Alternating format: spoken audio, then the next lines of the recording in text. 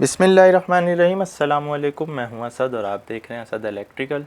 Last video में हमने impedance percentage के ऊपर बात की थी। आज की वीडियो में हम वेक्टर ग्रुप पे बात करने जा रहे हैं ट्रांसफार्मर के। तो सबसे पहले हम इसको देख लेते हैं कि वेक्टर ग्रुप होता क्या है। बेसिकली वेक्टर ग्रुप जो है वो आईईसी का मुकर्रर करदा एक स्टैंडर्ड है। इंटरनेशनल इलेक्ट्रोटेक्निकल कमीशन जो है, जो ग्लोबली इलेक्ट्रिकल के स्टैंडर्ड्स को मुकर्रर करता है। तो vector group is a IC method of categorising of HV and LV windings, यानी हाई वोल्टेज और लो वोल्टेज की जो वाइंडिंग्स हमारे ट्रांसफार्मर्स में उनकी जो कॉन्फ़िगरेशन है उसको कैटेगराइज करने के लिए वेक्टर ग्रुप का जो है वो इस्तेमाल किया जाता है थ्री फेस ट्रांसफार्मर में। तो वेक्टर ग्रुप हमेशा थ्री फेस ट्रांसफार्मर में होगा, सिंगल फेस ट्रांसफार्मर में इसका कोई काम नहीं होता। वेक्टर ग्रुप क्या जाहिर कर रहा होता है? Vector group indicates the winding configuration and difference in phase angle between them, यानी कि हमारी जो प्राइमरी और सेकेंडरी वाइंडिंग है वो कौन सी कॉन्फ़िगरेशन में, स्टार डेल्टा में, स्टार स्टार है, डेल्टा स्टार है या डेल्टा डेल्टा है, जो भी उसकी कॉन्फ़िगरेशन है एक तो उसको इंडिकेट कर रहा है, दूसरा फेज़ एंगल को इंडिकेट कर रहा है जो कि उनका आपस में है। तो फेज़ एंगल जनरेटर्स में तो हम पढ़ चुके हैं, लेकिन ट्रांसफार्मर में क्या होता है उस पर अभी हम बात कर लेते हैं। तो आपने अक्सर थ्री फेज ट्रांसफार्मर्स पे लिखा हुआ देखा होगा, जो हमारा वेक्टर ग्रुप होता है वो या तो कैपिटल वाई स्मॉल वाई इस तरह, फिर उसमें कोई नंबर होता है 0 5 3, कुछ में जो है वो डी वाई एन करके होता है, कुछ में वाई डी एन। तो ये सारी चीज़ें होती क्या हैं, इसको हम आसान करके समझा देते हैं आज की वीडियो में। तो वेक्टर ग्रुप को बहुत ही आसान तरीके से समझा जा सकता है। यहाँ पर तीन चीज़ें हमें जहन में रखनी है। अभी हमने एन को हटा दिया है, कुछ जो हमारे वेक्टर ग्रुप होते हैं उनमें एन जो मेंशन होता है उसको भी अभी हम बता देते हैं कि उसका क्या मकसद होता है।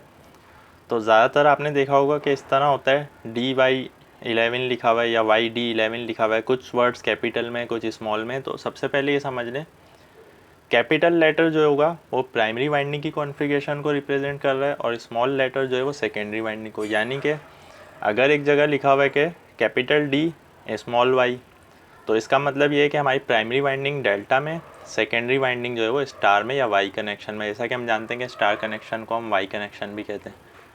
तो ये चीज़ तो क्लियर हो गई। अगर कैपिटल वाई और स्मॉल डी लिखा हुआ है तो इसका क्या मतलब है कि हमारी जो प्राइमरी वाइंडिंग है वो स्टार में है और सेकेंडरी वाइंडिंग डेल्टा में।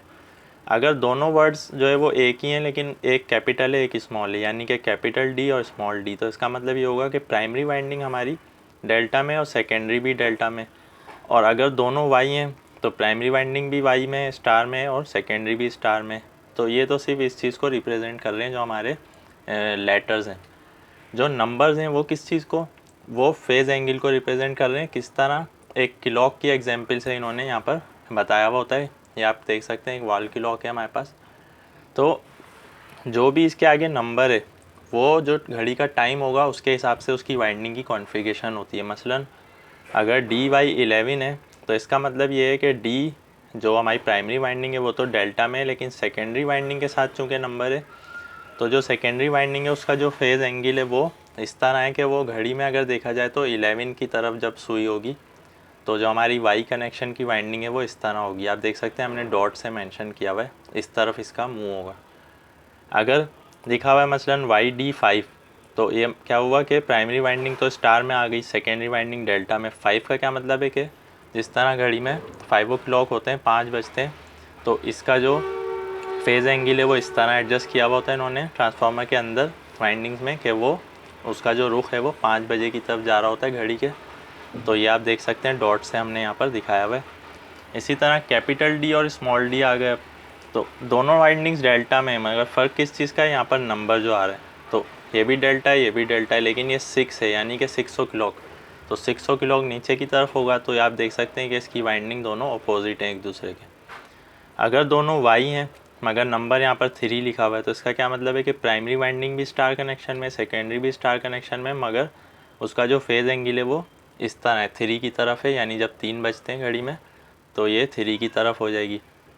तो बस ये सिर्फ और सिर्फ फेज़ एंगल को रिप्रेजेंट कर रहे हैं नंबर, जिस तरह हम घड़ी में टाइम देखते हैं।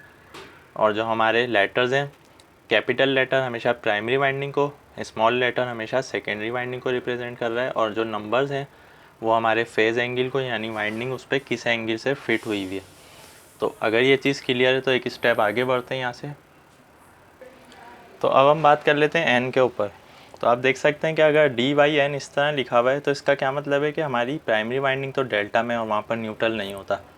सेकेंडरी वाइंडिंग हमारी वाई में, उसी के साथ हमने न्यूट्रल पॉइंट लिया हुआ है, जैसा कि हम नॉर्मली 4 वायर आउटपुट पर लेते हैं। तो यहाँ पर डी वाई स्मॉल एन जो है वो स्मॉल वाई के साथ ये रिप्रेजेंट कर रहा होगा कि हमारा जो न्यूट्रल का पॉइंट है वो हमारी सेकेंडरी वाइंडिंग से निकल रहा है।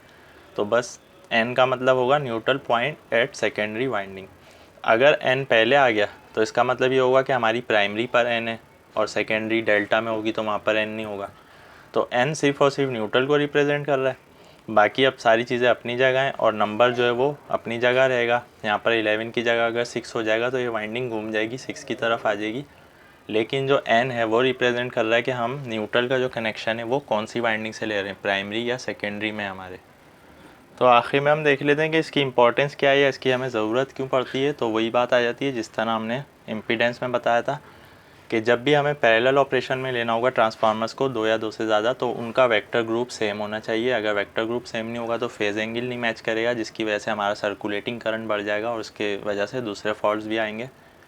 तो जिस तरह जनरेटर में सिंक्रोनाइज़ करते वक्त हमें फेज़ एंगल की रिक्वायरमेंट होती है, वो तो हम स्पीड वगैरह से कंट्रोल करके वोल्टेज से कंट्रोल करते हैं उसको, लेकिन ट्रांसफार्मर में चूँकि ये कोई रोटेटिंग डिवाइस नहीं होती, ट्रांसफार्मर एक स्टेशनरी मशीन है, तो यहाँ पर ये देखा जाता है कि जो भी दो ट्रांसफार्मर्स या दो से ज़्यादा हम पैरेलल करने जा रहे हैं उनके वेक्टर ग्रुप सेम है या नहीं।